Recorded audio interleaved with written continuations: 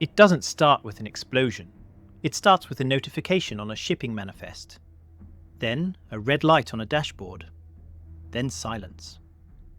Imagine standing on an overpass above I-95 or the M25. Usually it is a river of noise and steel. Today it is a parking lot. Drivers are stepping out of their cabs, confusion on their faces. Look up. The sky is empty. No contrails, no drone hum. At the ports, the cranes have locked. The massive container ships, the leviathans that feed the world, are drifting at anchor, heavy and useless. The global circulatory system has just suffered a massive cardiac arrest. We are so used to the flow, the just-in-time delivery of everything from insulin to iPhone screens, that we forget it is artificial. It requires constant energy, constant motion, and constant coordination. When that motion stops, we don't just lose Amazon deliveries, we lose the ability to sustain biological life in modern cities. This isn't a recession. This is the moment civilization discovers it has been holding its breath. And now, it can't inhale. I'm Tom, and this is the Survival Curriculum. Today, we are running a full-scale simulation of a total global transportation collapse. We aren't looking at a slow decline. We are looking at a hard stop. Trucks, trains, ships, and planes halt immediately. We are going to walk through the timeline, hour by hour, week by week, to see exactly which systems fail, why your local grocery store is a death trap, and why your bicycle might become more valuable than your car. Most people think they have a week of food, so they are fine. They are wrong. The physics of our supply chain are brutal, and the clock is ticking faster than you think. If you want to survive the kind of systemic failure that turns a metropolis into a mausoleum, you need to be part of this briefing. Secure your spot, focus your attention, and let's dismantle the world. Day 2. You are at O'Hare Airport, or maybe Heathrow. But it's quiet. Too quiet. A pilot, Captain Miller, sits in the cockpit of a 777. The avionics work, the engines could spin, but the fuel trucks haven't moved in 24 hours. The tarmac is a graveyard of aluminum. Inside the terminal, the air conditioning has hummed to a halt because the local power substation missed a diesel delivery for its peaker plants. The smell of unwashed bodies and anxious sweat is beginning to rise. Miller steps off the plane and walks onto the jet bridge. He isn't thinking about flying anymore. He's thinking about his diabetic daughter 300 miles away. He walks out of the terminal, past the rental car counters where people are screaming at agents who have keys but no gas. Miller starts walking down the highway shoulder. He sees a tanker truck parked, the driver asleep in the cab. That truck has 10,000 gallons of fuel, but without a dispatch order and a working pump at the other end, it's just a bomb waiting on the side of the road. The arteries are clogged, the blood has pooled. And Miller realizes the terrifying truth. The distance between him and his home isn't measured in hours anymore. It's measured in calories. In the first 48 hours, the deadliest enemy isn't starvation. It's normalcy bias. Most people treat the transport halt like a snow day or a strike. They assume the trucks will roll again by Monday. This assumption is fatal. Because they believe it's temporary, they don't ration. They eat the good stuff in the fridge, the steaks, the fresh milk, because it'll go bad anyway. They drive around town looking for open gas stations, burning precious fuel in a panic loop. They strip the shelves of toilet paper and bread, ignoring the canned goods and dry grains because they don't know how to cook them. Watch the crowds. They are angry, entitled, waiting for a manager to fix the supply chain. They haven't realized that the manager is gone. This psychological lag creates a vacuum. While the masses are complaining on social media about the lack of fresh avocados, the smart minority is quietly filling bathtubs with water and securing their perimeter. The mob believes the system is paused. The survivor knows the system is broken. Let's talk about the math of just-in-time logistics. Modern cities are not storage depots. They are flow-through pipes. A typical supermarket holds less than 3 days of inventory. That is assuming normal buying patterns. In a panic, that 3-day buffer evaporates in 4 hours. But here is the deeper mechanics. Warehouses are often automated. They rely on software that dispatches trucks based on GPS and fuel availability. When the transport network goes dark, the software locks up. Even if there is food in a regional distribution center 50 miles away, it is palletized, wrapped in plastic, and sitting on high shelves requiring forklifts to move. No trucks means no forklifts, means the food stays there. We are talking about millions of tons of calories locked inside metal boxes that no one can move. The last mile problem becomes the last mile wall.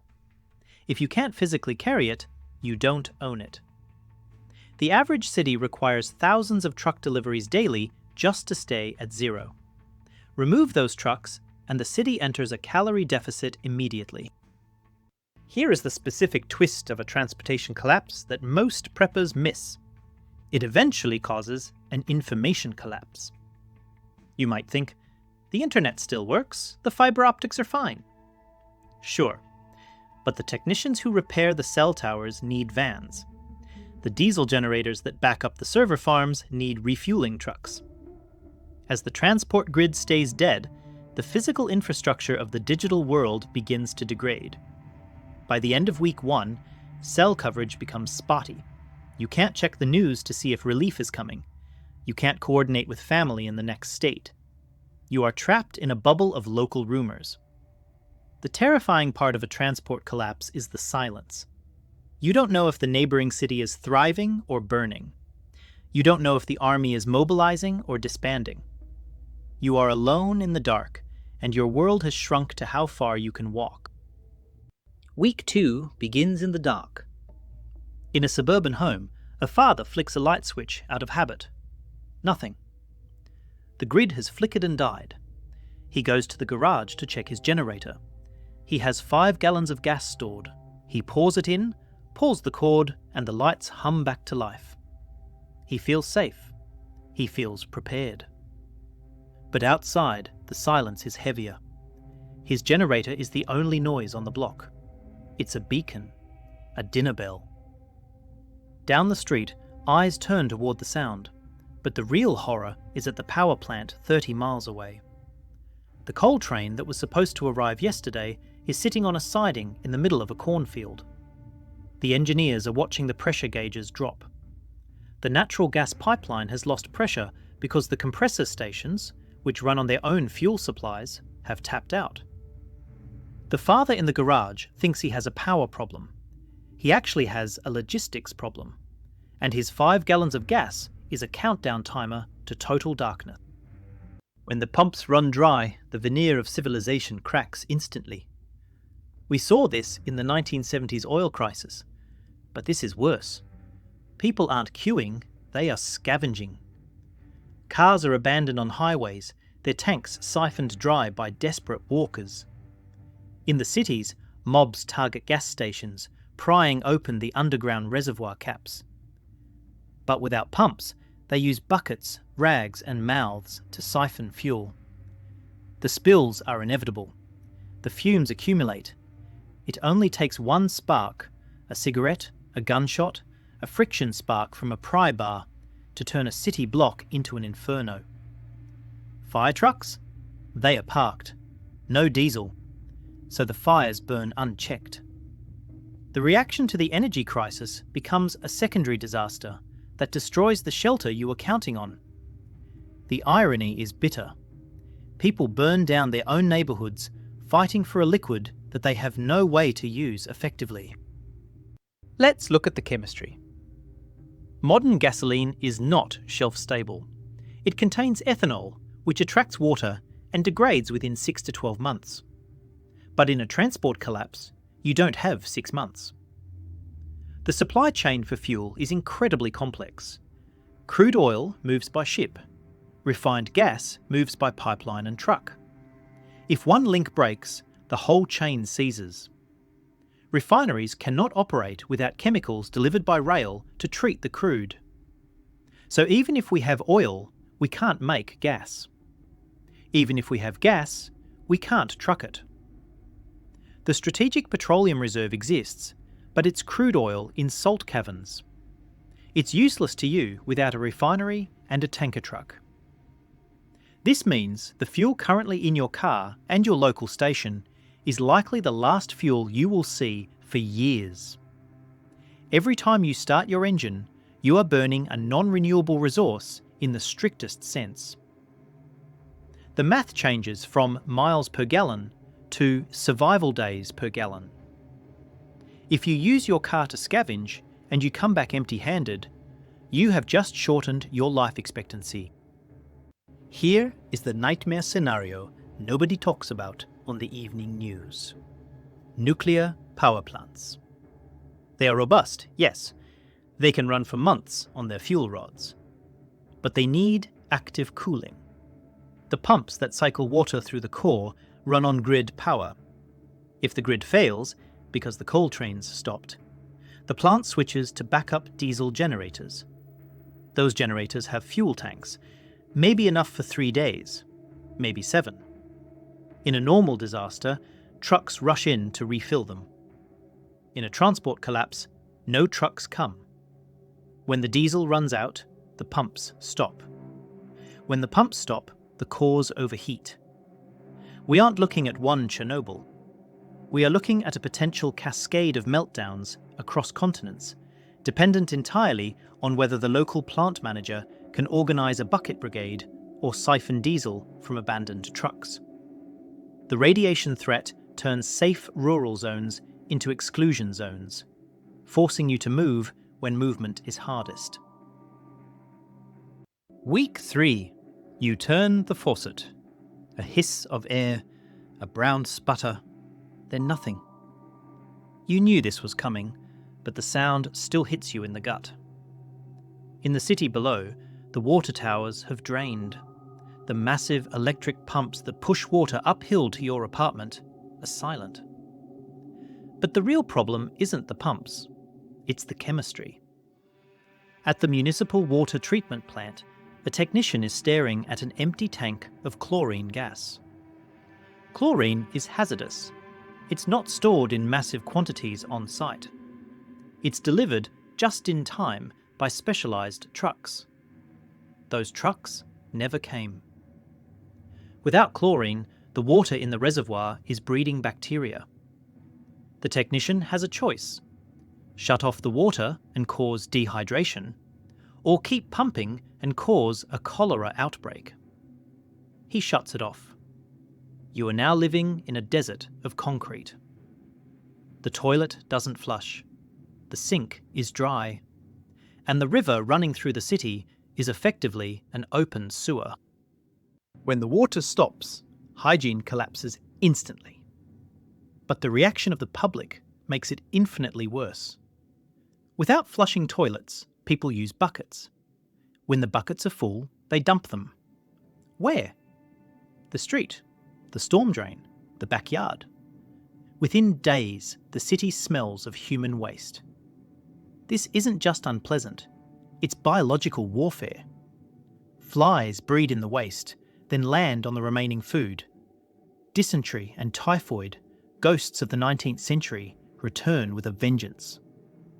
People desperate for water start dipping buckets into urban creeks or ornamental ponds, which are now contaminated by the runoff from the streets. It is a closed loop of infection. Hospitals, already out of antibiotics because delivery trucks stopped, become death traps. The reaction to thirst drives people to drink poison. The most dangerous person in your neighbourhood isn't the guy with the gun. It's the guy dumping his waste upstream from your water source. Water is heavy, 8 pounds per gallon. The average person needs a minimum of 1 gallon a day for drinking and basic hygiene. A family of 4 needs 32 pounds of water daily. If your nearest source is a river 2 miles away, that is a 4-mile round trip carrying a sloshing, awkward load. Without a vehicle, you are spending hundreds of calories to fetch water. If you don't have a cart or a wheelbarrow, you are physically limited in how much you can carry. This creates a radius of viability. You cannot live further from water than you can walk carrying 40 pounds. This simple physics equation forces a mass migration. Suburbs on hills become uninhabitable. Populations condense around riverbanks and lakes, creating overcrowding, conflict, and further pollution. The logistics of water dictate that if you cannot treat surface water and you cannot carry it, you die in 3 days. Period. No amount of ammo changes the weight of water. Here is the twist for the prepared. Your filters are finite. You have a Sawyer Mini or a Life Straw? Great, it's rated for 100,000 gallons. But does it filter viruses? Most don't. Does it filter chemical runoff? No. In a transport collapse, industrial accidents are common. Without fire crews, chemical plants burn. Without waste management, heavy metals leach into the groundwater. Your standard camping filter removes bacteria and protozoa, but it won't stop the toxic slurry washing down from the industrial park upriver. And replacement filters? They are in a container in Shanghai. Once your ceramic element cracks, or your activated carbon is saturated, you are back to boiling. And boiling requires fuel. Now you are trading your precious wood or gas just to get a drink. The water crisis isn't solved by a gadget. It's a constant war against contamination. Month 2. The silence of the highway has been replaced by a new sound. Hooves. And the creak of bicycle chains. In a rural town, a farmer is hitching 2 draft horses to a flatbed trailer. He is the new shipping tycoon. He can move a ton of potatoes 5 miles into town. It takes him all day, but he is the only game in town. On the interstate, the asphalt is cracked, weeds pushing through. A convoy moves slowly. Not trucks, but cargo bikes, modified with welded baskets, carrying medicine and ammunition. They move in packs for security. The sleek electric cars are bricked, rusting in driveways. The status symbol of the New World is a rusted 1990s mountain bike with solid rubber tyres. You see a man pushing a shopping cart with modified oversized wheels, his shoes wrapped in duct tape. He is a scavenger, and his range is exactly 10 miles. Beyond that, he is prey. The world has slowed down to the speed of a heartbeat. We underestimate how much we rely on rubber and foam. In a world where walking is the primary mode of transport, footwear fails fast. Your running shoes are designed for maybe 500 miles. In this new reality, you are walking that in 2 months. People react by hoarding shoes, but they hoard the wrong kind. High heels, dress shoes, flimsy sneakers, useless. The streets are filled with debris, glass, and sewage. A cut on your foot means infection. Infection means death. You see people crafting sandals out of car tires, the Ho Chi Minh sandal approach. It works, but it's brutal on the joints. The lack of mobility psychologically breaks people. They are used to freedom, to the ability to leave. Now they are tethered. This feeling of entrapment causes social volatility. People lash out because they feel caged, and they are. Caged by the durability of their souls. Let's look at the physics of muscle-powered transport. A human walking with a heavy pack burns 400 to 500 calories an hour. A human on the bicycle burns far less for the same distance. The bicycle is the most efficient machine ever created for transport. In a starvation scenario, efficiency is life. If you have to walk 10 miles to trade for food, you might burn more calories getting there and back than the food provides. This is the calorie trap. You starve to death while moving to find food. A bicycle, a cart, or a wagon shifts the math in your favour.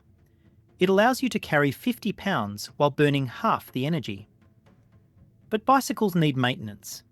Chains stretch, tyres rot, bearings seize. Without a supply chain for parts, we return to the era of the blacksmith. If you can fix a bike chain with a nail and a rock, you are an engineer. If you can vulcanize rubber patches, you are a wizard. The logistics of the future are built on grease and bearings. Here is the strategic twist regarding mobility. Choke points. When vehicles moved at 70 miles per hour, we blew past bridges and tunnels. When you are walking or biking, a bridge is a strategic nightmare. Local gangs or improvised militias will realize quickly that controlling the bridge means controlling the trade. They don't need to patrol the whole city, they just need to block the river crossing. They set up toll booths. You want to cross with your cart of firewood? Give us half. This fragments the region into tiny fiefdoms. You might have free movement in your neighborhood, but crossing town requires paying tribute to 3 different warlords. Transport hasn't just collapsed, it has been feudalized. The danger isn't the distance, it's the toll. And if you can't pay, you don't cross. You are isolated not by geography, but by extortion. Month 6. The city's skyline looks the same, but the life inside has changed. The luxury condos on the 40th floor are empty. Without elevators, which need power, no one can haul water up 40 flights of stairs. The penthouse is a tomb. The survivors have moved down. The lobby is a communal camp. The rotating glass doors are smashed to allow wood carts in. In the courtyard, the ornamental garden has been dug up for potatoes, but the yield is pitiful. A group of neighbours sits around a small fire burning furniture. They are gaunt. They aren't strangers anymore. They are a tribe. They know who sleeps where, who has the best aim, and who is stealing rations. A stranger walks up to the barricade made of luxury sedans. He asks for water.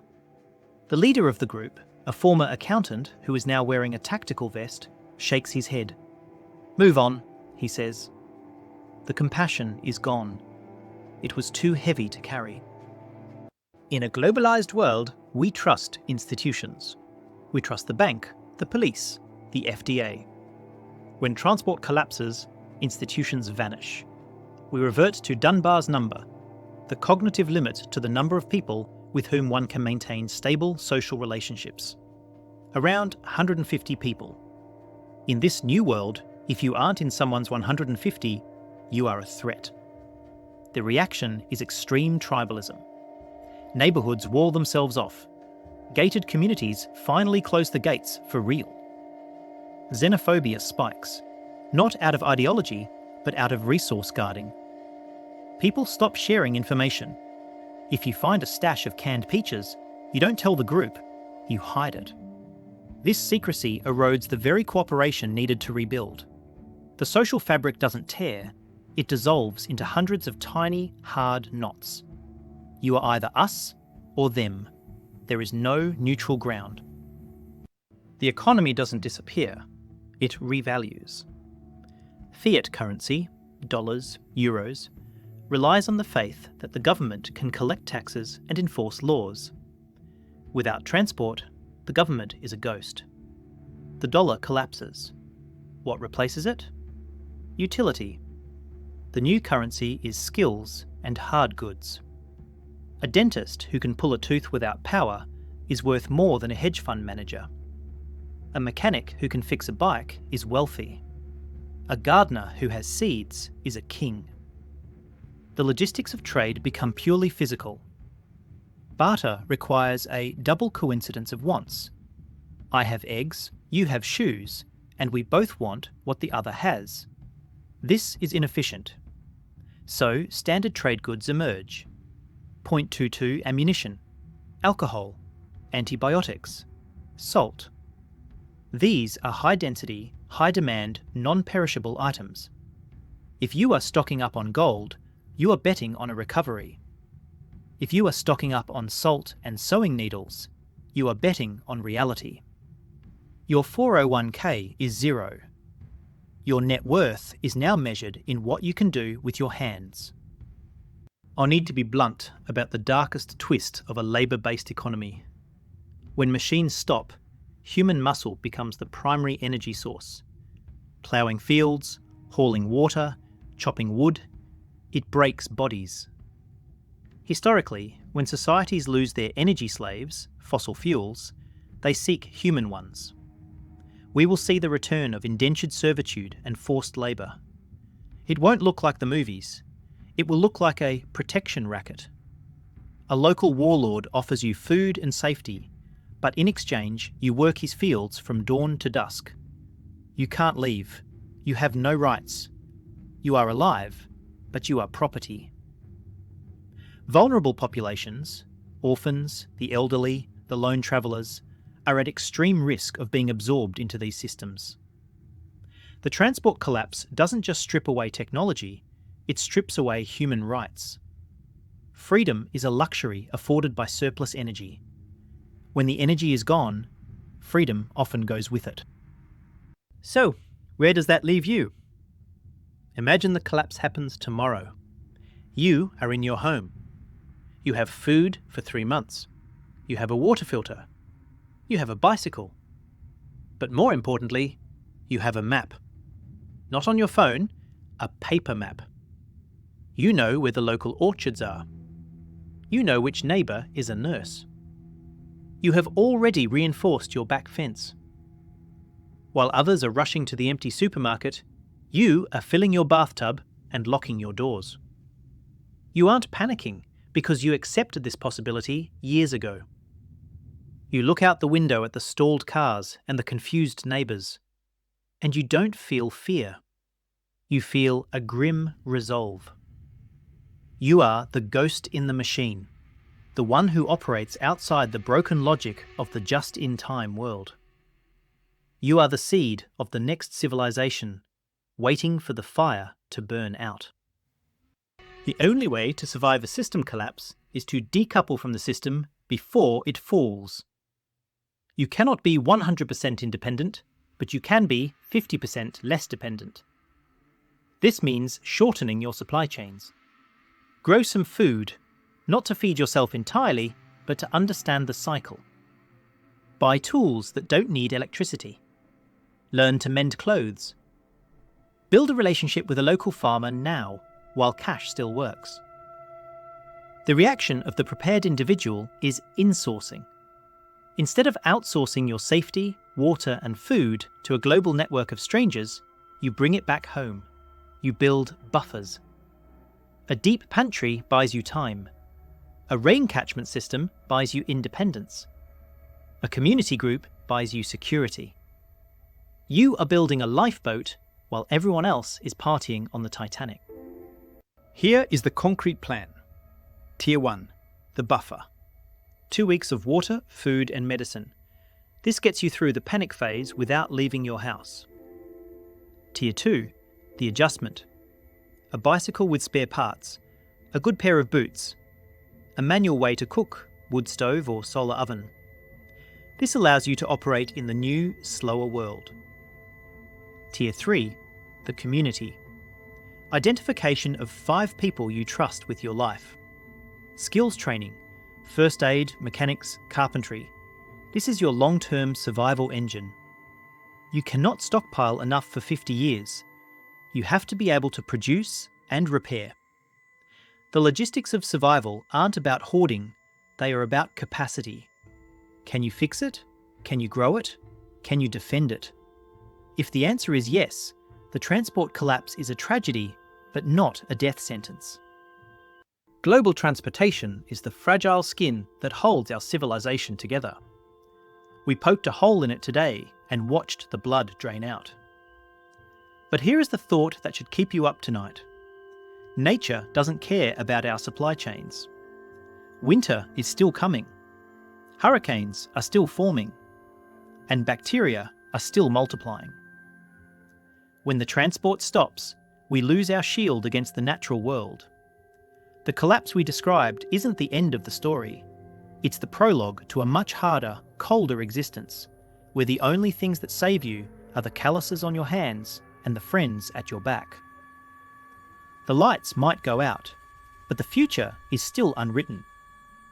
If you want to know how to survive the next phase, When the nuclear plants fail and the climate turns against us, you need to be ready for the next briefing. We are just getting started.